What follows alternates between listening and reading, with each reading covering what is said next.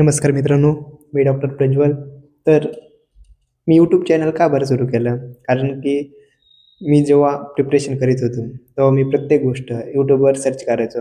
जी-टीमध्ये कमी स्कोअर आला तरी बी स्कोअर कसा इम्प्रूव्ह करायचा, हे यूट्यूबवर प्रत्येक गोष्ट भेटत होती. पण नंतर मला वाटलं जेव्हा माझा रँक चांगला येईल, तेव्हा मला वाटलं की मी पण काही मुलांना गाईड करू शकतो. तर त्यामुळे मी यूट्यूब सुरू केलं. मी जेव्हा प्रिपरेशन करीत होतो नीट पी-जीचं, तेव्हा मला प्रत्येक गोष्टीत अडचण येत होती. आता स्कोअर माझा जेव्हा मी 20वी जी-टी दिलेली, तेव्हा माझा स्कोअर 500 क्रॉस झाला. तोपर्यंत तर मला एकदा पण 500 पडले नव्हते. इतके दिवस म्हणजे मला रेग्युलरली अभ्यास करावा लागला.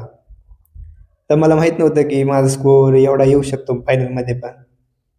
कारण की मी ठरवलं होतं स्कोअर काही पण येऊ द्या जी-टीमध्ये, मी शेवटपर्यंत अभ्यास करायचा सोडणारच नाही. बरेच मुलं काय करतात, कमी मार्क आले की एकदम लो मूड होऊन जातो त्यांना. सगळ्याचंच माझं पण जेव्हा मला कमी मार्क येत होते, खूप मूड खराब होऊन जायचं, चिडचिडपणा व्हायचा.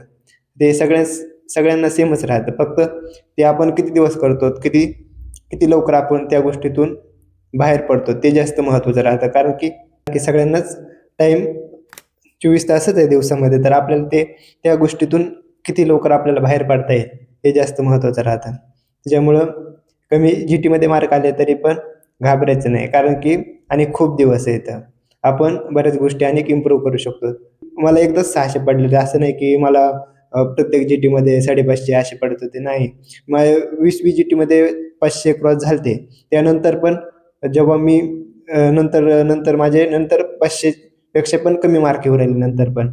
कारण की थोडा गॅप पडला होता. तर INI-CET झाल्याच्या नंतर थोडं गॅप पडला होता माझ्या अभ्यासामध्ये. तर अनेक डबल मार्क कमी व्हायला सुरू झाले. बघा, म्हणजे अभ्यास करून सुद्धा थोडा तरी तुमच्या अभ्यासामध्ये गॅप पडला तर आणि डबल आपण रिव्हर्स येऊ शकतो.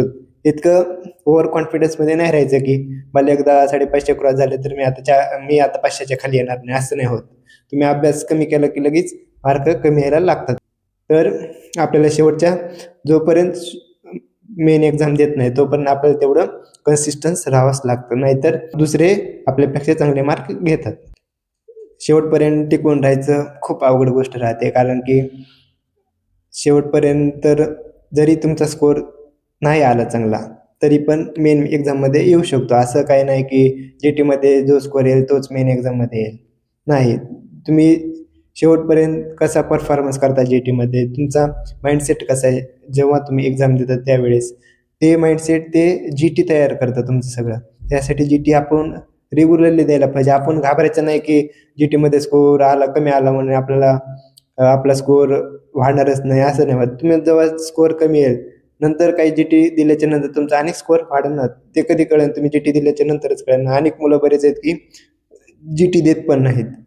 ते खूप घाबरतात. असं नाही करायचं, कारण की तुम्ही जी-टी नाही दिली तर तुम्हाला हे सुद्धा कळणार नाही की तुमच्या सिली मिस्टेक कोणत्या होत्यात. तुम्हाला साधे-साधे जे क्वेश्चन आहेत ते कोणते चुकतात हे सुद्धा कळणार नाही. त्यासाठी तुम्ही जितके जास्त होईल तितके जास्त जी-टी द्यायला पाहिजे. तर प्रत्येक जणाचा लो मूड होतोच.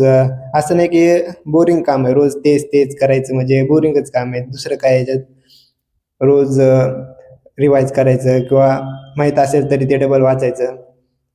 बोरिंगच काम आहे. पण जरी माहीत असेल तरी तो सब्जेक्ट डबल वाचायलाच पाहिजे, की बऱ्याच गोष्टी त्यात नसतात माहीत. आपल्याला वाटतं सगळं माहिती आहे, पण मग त्याचे क्वेश्चन का चुकतात? जी-टीमध्ये मार्क का कमी येतात? तर जेव्हा तुम्ही 10-12 जी-टी देता, तेव्हा तुम्हाला कळेल की कोणते आपले वीक सब्जेक्ट आहेत, कोणते स्ट्रॉंग सब्जेक्ट आहेत. ते आपल्याला 10-12 जी-टी दिल्याच्या नंतरच कळतं. तेव्हा आपण त्या सब्जेक्टवर जास्त फोकस केलं तर अनेक जी-टीमध्ये चांगला स्कोअर यायला लागतो.